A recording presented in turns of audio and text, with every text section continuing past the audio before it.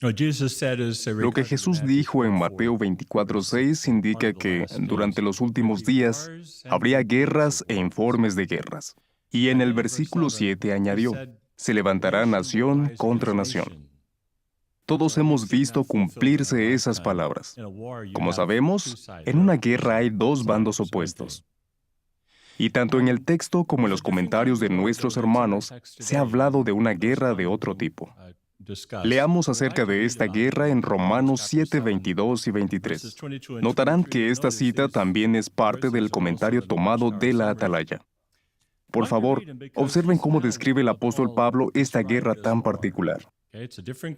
Verdaderamente me deleito en la ley de Dios conforme al hombre que soy por dentro, pero contemplo en mis miembros otra ley que guerrea contra la ley de mi mente y que me conduce cautivo a la ley del pecado que está en mis miembros.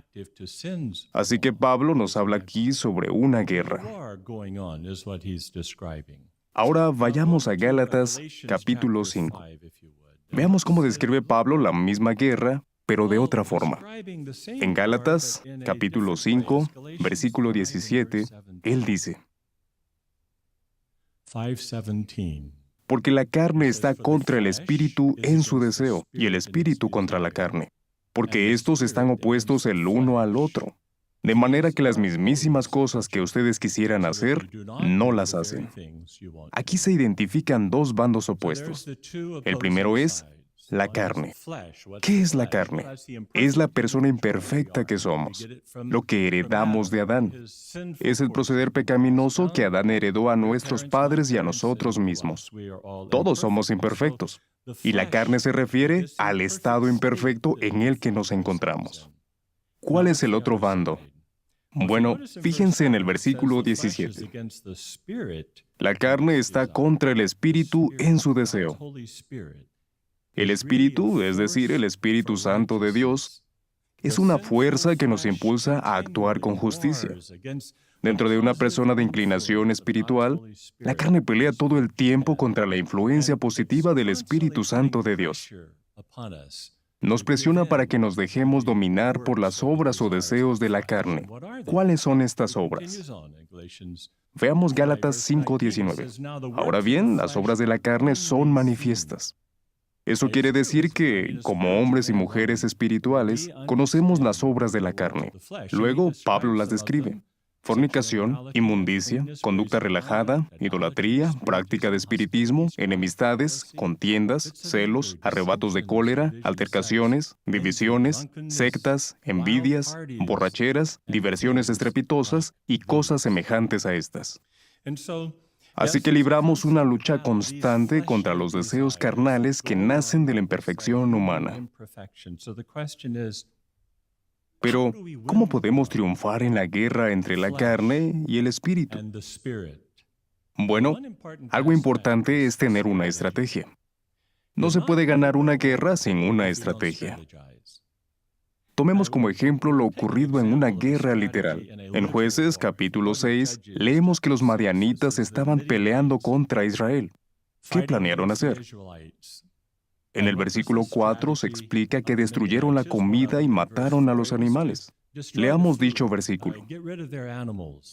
Y acampaban contra ellos y arruinaban el producto de la tierra por la entera distancia hasta Gaza, y no dejaban que quedara en Israel sustento alguno, ni oveja, ni toro, ni asno. Así que su estrategia era que los israelitas murieran de hambre. Ahora bien, ¿cuál fue la estrategia de los israelitas? Leamos el versículo 2. Y la mano de Madián llegó a prevalecer contra Israel. Debido a Madián, los hijos de Israel se hicieron los silos que había en las montañas, y las cuevas y los lugares de difícil acceso. ¿Notó? Se escondieron. ¿Qué clase de táctica era esa? Bueno, Jehová les hizo ver que así no ganarían ninguna guerra. Y, obviamente, Él les dio la estrategia correcta. Les dijo qué llevar, además de los hombres de Gedeón, y ellos obedecieron completamente. Solo 300 hombres, unos jarrones y unos cuernos. El resultado, una aplastante derrota para los madianitas. Por eso, la pregunta es, ¿quién ganará la guerra que peleamos nosotros? Un rasgo singular de esta guerra es que ambos bandos están en nuestro interior. Pero, ¿cómo se puede trazar una estrategia contra uno mismo? Bueno, como personas espirituales, debemos asegurarnos de mantener bajo control a la persona carnal que llevamos dentro. Por ejemplo, tal vez la persona carnal se sienta atraída por alguien del sexo opuesto y diga, mira, ahí está ella. Voy a tratar de acercarme un poco más. ¿Notamos lo que está pasando?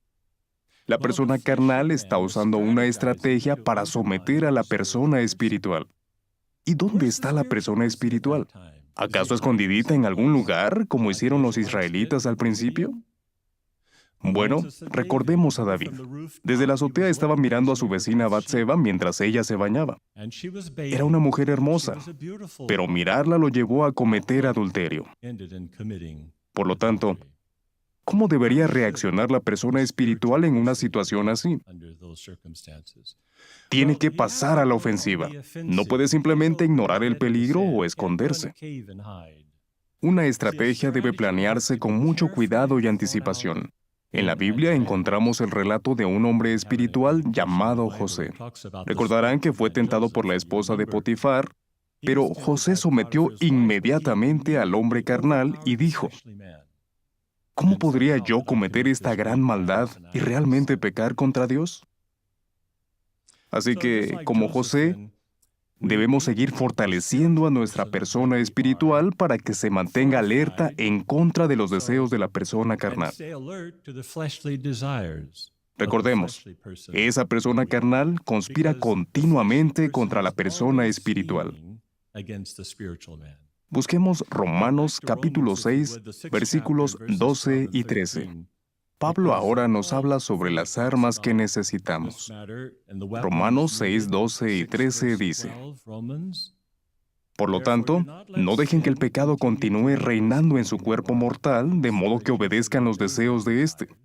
Tampoco sigan presentando sus miembros al pecado como armas de la injusticia, sino preséntense a Dios como aquellos vivos de entre los muertos, también sus miembros a Dios como armas de la justicia. De modo que, en esta batalla, necesitamos identificar los deseos pecaminosos que influyen en nosotros. Tenemos que analizar todas estas obras de la carne e identificar hacia dónde se inclina nuestra persona carnal. Luego, mediante la oración y el estudio, debemos equiparnos con las armas de la justicia para combatir contra el enemigo que llevamos dentro. Cuando vemos las guerras literales, anhelamos el cumplimiento de Isaías 2:4. No alzará espada nación contra nación, ni aprenderán más la guerra.